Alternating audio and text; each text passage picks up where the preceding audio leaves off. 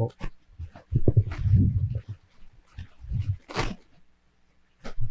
Okay, today I want to start my speech by asking one simple question.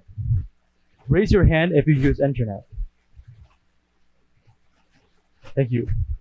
Just as I expected, almost everybody raised their hand. This means that everybody have left digital footprints online. So what is digital footprint? Is that anything you do online that leaves some publicly traceable information is digital footprint. Nowadays, the use of technology is flooded in our life. The snap we send to our friends through Snapchat every day, the Instagram or Facebook post we upload to share and express our emotions are becoming a big part of our social life. Those are just a few examples of digital footprint. Things that people intentionally share online. However, people don't realize that a big part of their digital footprint is passive and unintentional. For example, like the browsing history of Amazon or Google, the subscriptions on YouTube, all the websites that require your personal information in order to log in. Those digital footprints you leave can actually reveal a lot more about you than you would expect it. Just by simple research, information like your phone number, personal email, home address, social media accounts, and pictures can be easily found. Because of the COVID-19 pandemic, online shopping is becoming a big part of our life. Just imagine a situation like this. You're just browsing through the internet looking for clothes.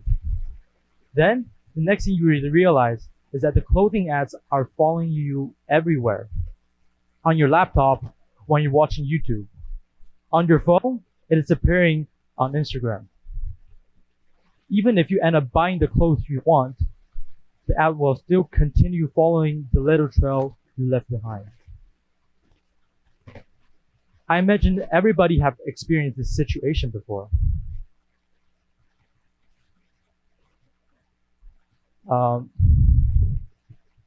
I believe everybody have experienced this situation before.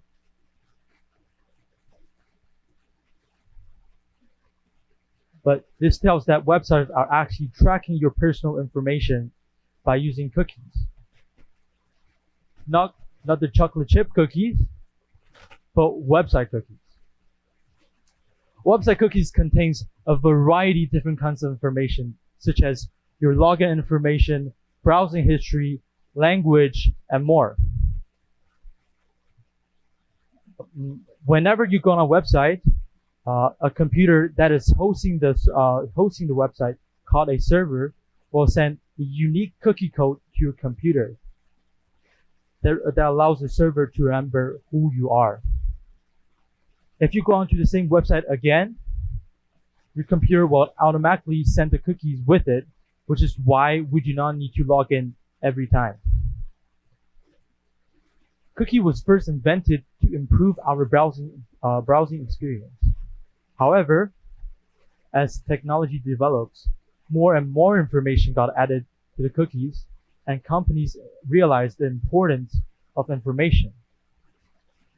Big tech companies such as Amazon or Google, who controls a lot of personal information, instead of trying to protect information for users, they allow every website free access to your cookies, which is why we do not need to, why ads are following you everywhere and appear on different websites.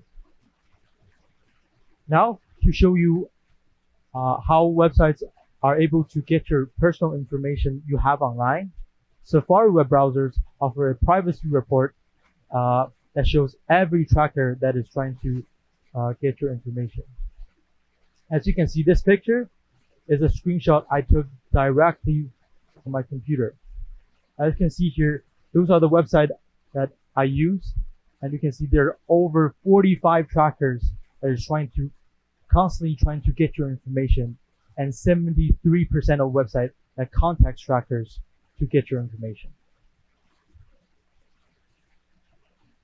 Moreover, many big companies have already developed some highly intelligent algorithms that can uh, review your personal characteristics and interests by analyzing your cookies.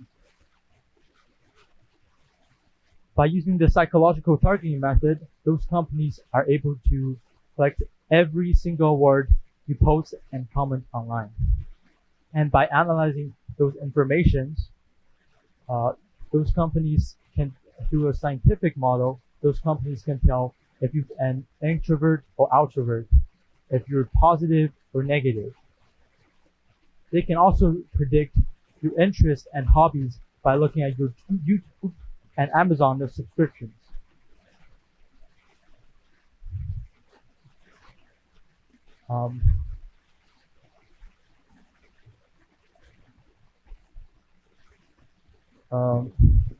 That means that computers can create thousands of highly personalized profiles for everyone who has digital footprint online.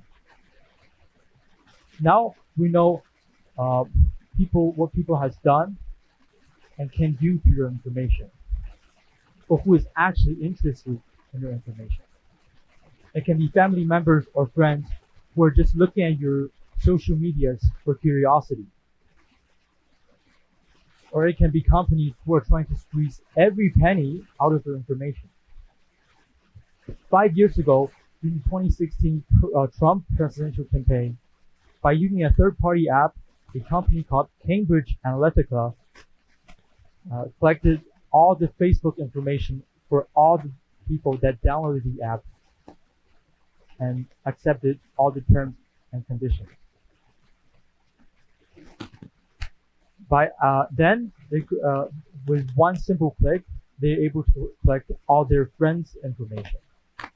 Then, they created detailed psychological profiles for millions of Americans and allegedly used those informations to target voters with Facebook ads to discourage them to vote for Hillary Clinton.